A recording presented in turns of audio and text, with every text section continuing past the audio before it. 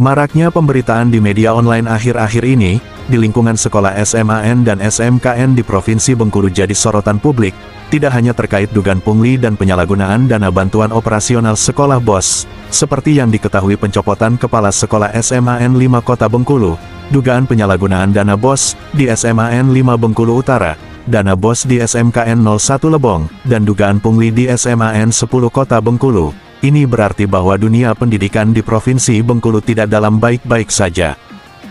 Tidak hanya dana BOS, anggaran dana DAK di lingkungan SMAN dan SMKN di Provinsi Bengkulu, turut menjadi sorotan publik, tahun 2023 yang diduga tidak sesuai dengan juklak dan juknis di lapangan, salah satunya di SMKN 7 Bengkulu Utara, gedung yang baru dibangun sudah retak, terkesan tidak ada pengawasan dari Dinas Pendidikan Provinsi Bengkulu, yang mana anggaran tersebut mencapai miliaran rupiah.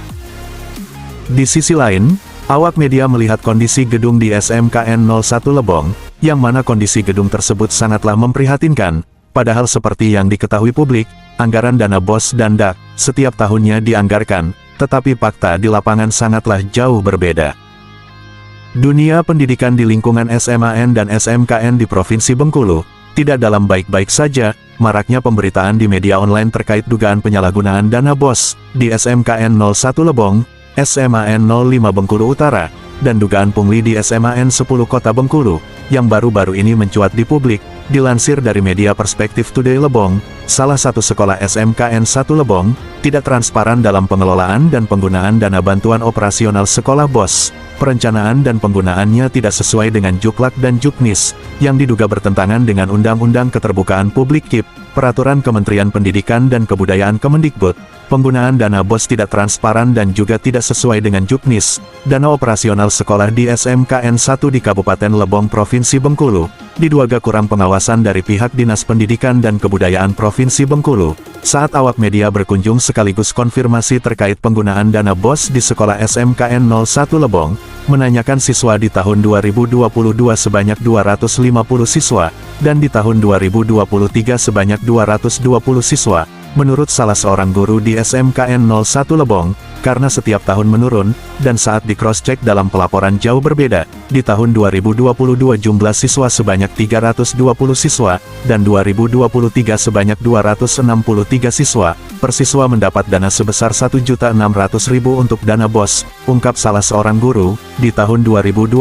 SMKN 01 dapat kucuran dana BOS reguler dalam satu tahun, sebesar 540.800.000, sementara yang tersalur sebesar 512 juta, artinya tersisa 28.800.000. Di tahun 2023, mendapat kucuran dana dalam satu tahun, sebesar 484.247.242, sementara yang tersalur 420.800.000, artinya sisa 63.447.242. Tahun 2022,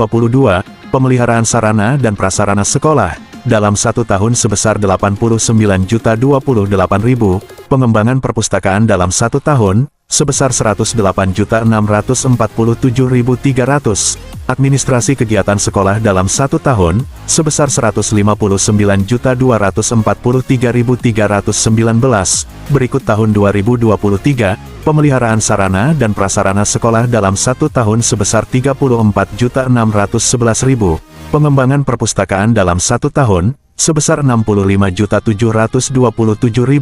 administrasi kegiatan sekolah dalam satu tahun, sebesar 165.799.144, setiap tahun siswanya di sekolah SMKN 01 Lebong berkurang. Untuk jurusan di sekolah masih tetap siswanya yang kemarin, 20 menjadi 10, dari 10 menjadi 5 siswa. Penerimaan dana BOS tersebut, sebagaimana diketahui, jika penggunaan anggaran dari uang negara secara tidak transparan, maka sangat mudah terindikasi penyimpangan penggunaan dana BOS. Sedangkan hasil pantauan awak media di lapangan, gedung sekolah sangat memprihatinkan, sementara anggaran prasarana sekolah dalam satu tahun sangatlah besar.